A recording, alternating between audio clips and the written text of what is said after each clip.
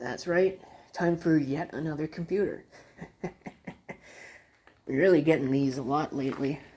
Again, probably not worth that sticker price, but certainly worth more than you might think, especially if the spec stickers or the stickers that are on it are at all accurate.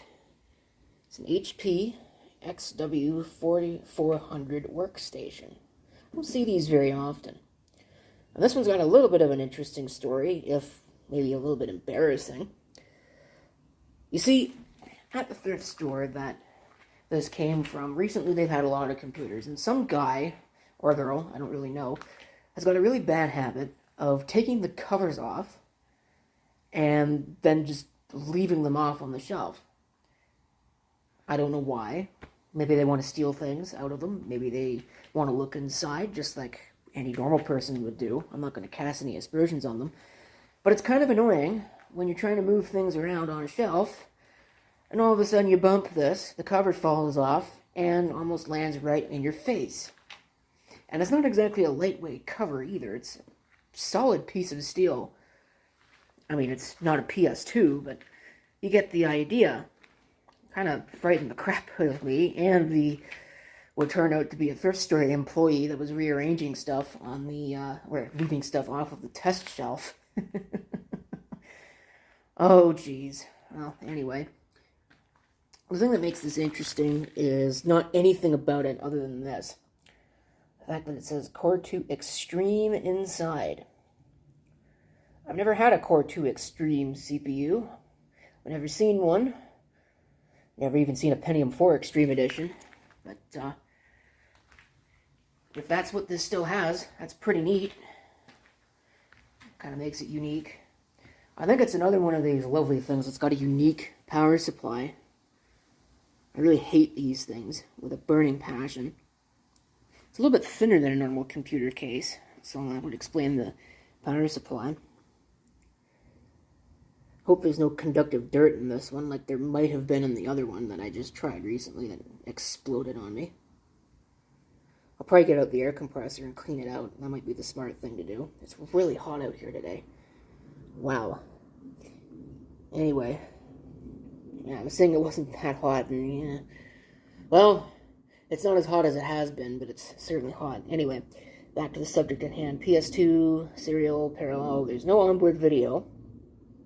Looks like there's that's 3 USB ports, audio, 2 more USB ports, and then Ethernet. There's the video card. I think it's a single slot cooler video card, so probably not anything all that great. Take a look at the top. I'm kind of disappointed to see a Windows XP Pro COA, but I'm also really not. There's the information sticker. And there's this. Smart technologies do not remove. I wonder if this was used in a school or something. This is Peter. I don't know who Peter is, but I guess I've got their computer. I don't know what that says. But I'm hoping this is going to come off without leaving too much residue.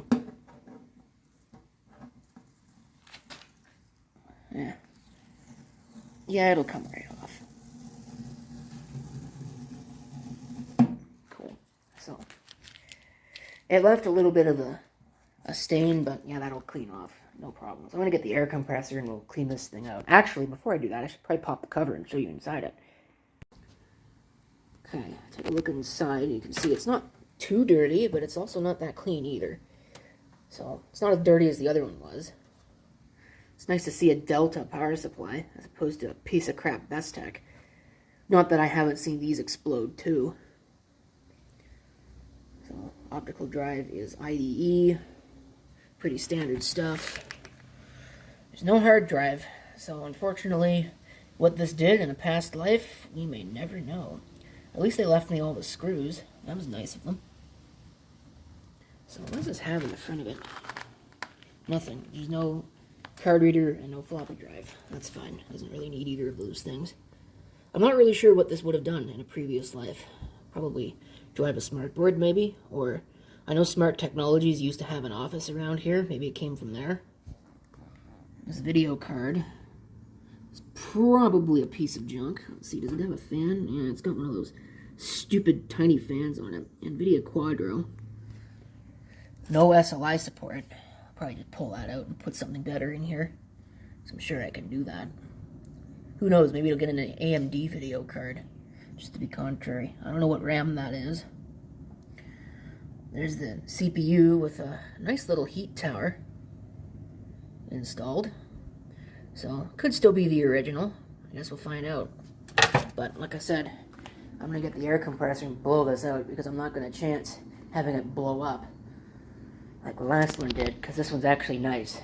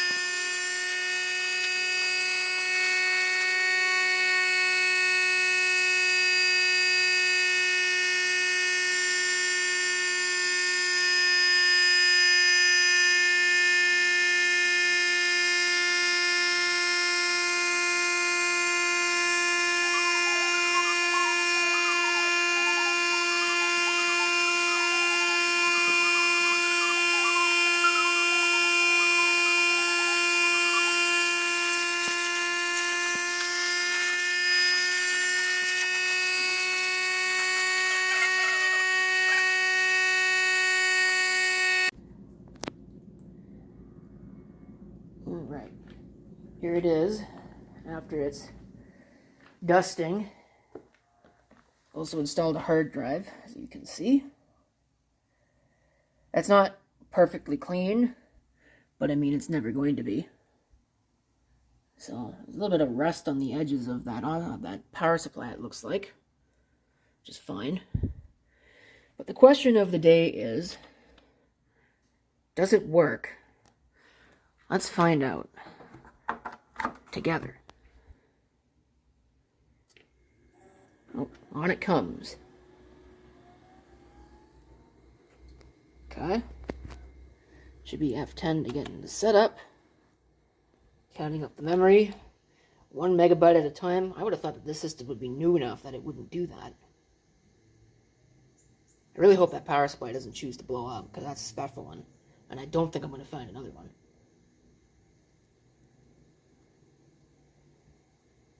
Let's see how much RAM it's got. My guess is probably 2 gigs.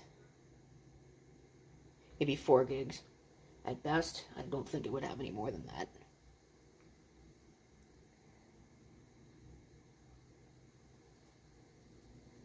Could only have 1 gig.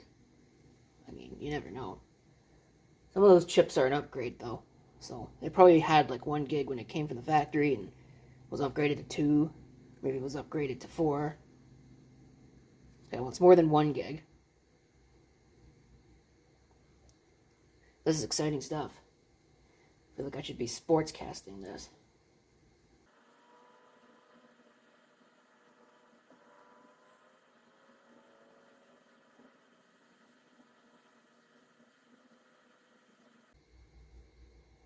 Oh, more than 2 gigs. I realize I could probably just press spacebar and that would stop this memory count, but I might as well just let it run.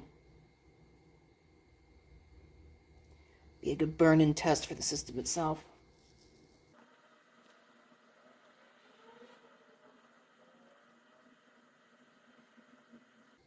It's more than 3 gigs.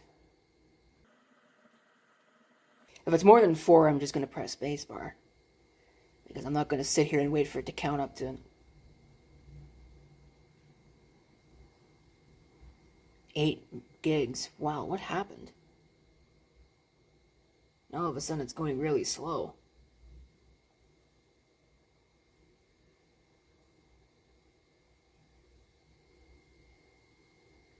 Alright, I'm not going to sit here and wait for that.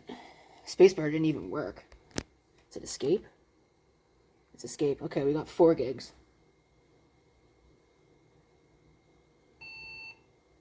System options not set, that's fine. Ethernet boot agent. Following changes have been made. F1, that's going to reboot. I wanted to go into setup. That's what I asked for.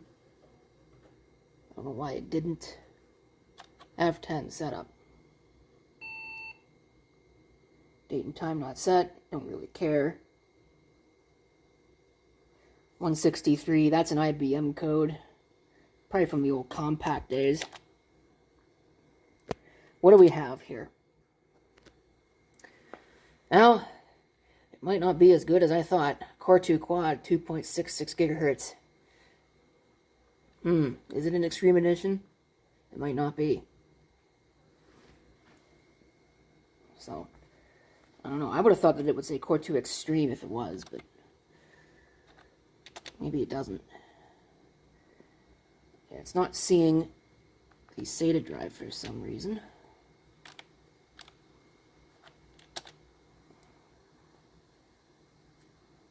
So, give me a moment. Hey, I forgot about this feature.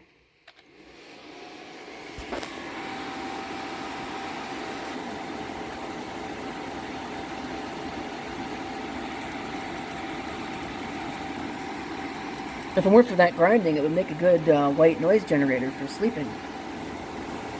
At least I think so.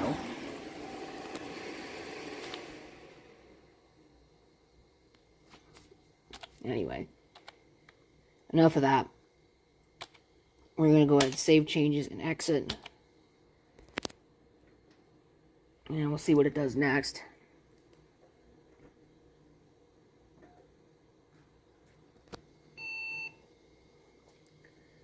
Date and time not set.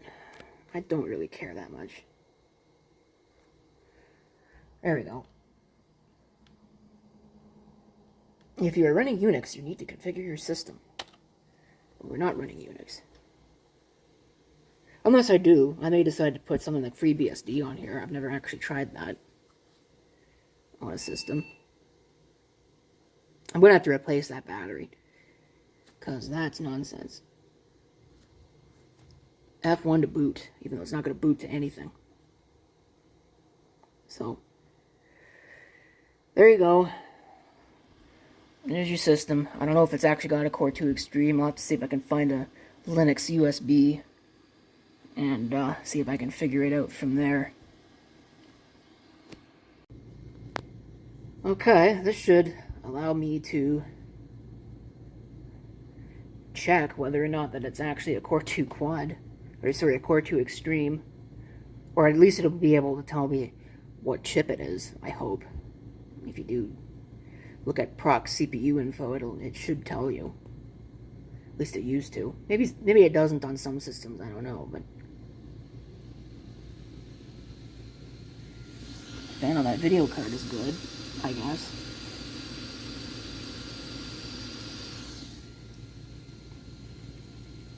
It's pretty hot out here to be running computers, but, you know, whatever.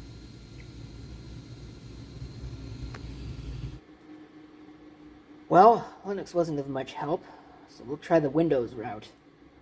Unfortunately, it means I gotta go through an entire Windows 7 installation that I'm just gonna throw away later. Look at that. QX6700. It's not that good as far as Core 2 Quad, or sorry, Core 2 Extremes go. But, there you go. It is a Core 2 Extreme, nonetheless. I'll have to see how that compares to a Q6700, not the QX.